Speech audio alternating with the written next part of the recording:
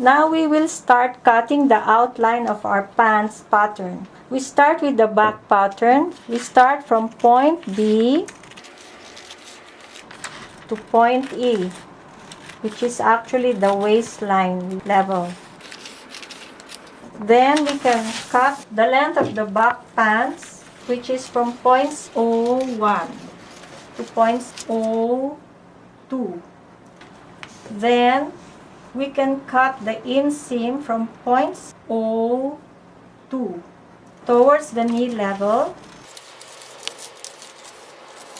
which is on point Q2. Then we continue cutting the inseam towards the rise level or the crotch level, which is up to point N. Then we will just cut this way to separate it.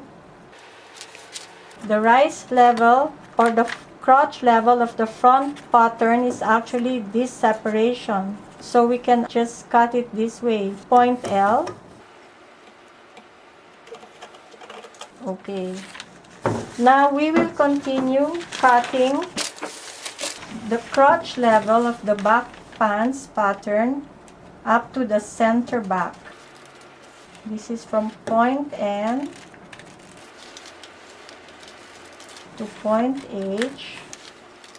Now this is the line of the center back, which will hit small point E and small point B to letter D. Now we will cut from the bottom of the pants or the hem of the pants from point O1 towards the knee level, which is on point Q1. Then from point Q1, we will continue cutting the outer side seam.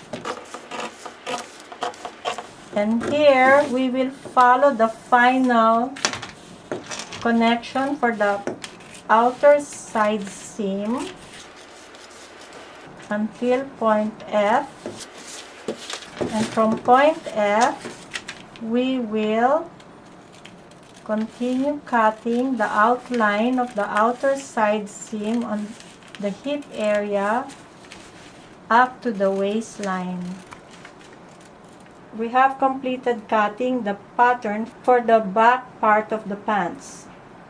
Now we will start with the crotch area of the front pattern of the pants until the center front from point number 5 to point number 2, which is the start of the waistline level.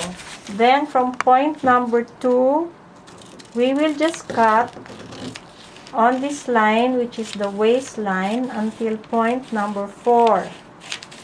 Then we will cut the length of the pants.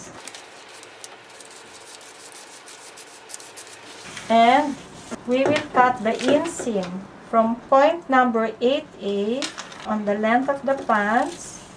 We will go towards the knee level, which is on point number 9A. Towards the rise or crotch level,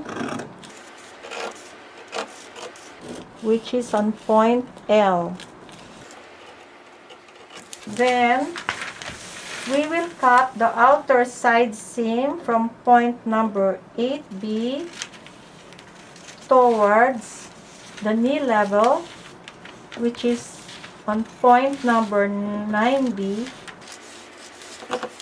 And we will cut towards the hip area. We will follow or cut on the final side seam connection, which is marked with the red line, towards the hip area until the waistline, which is on point number 4. So we have completed cutting the leg of the front pants pattern.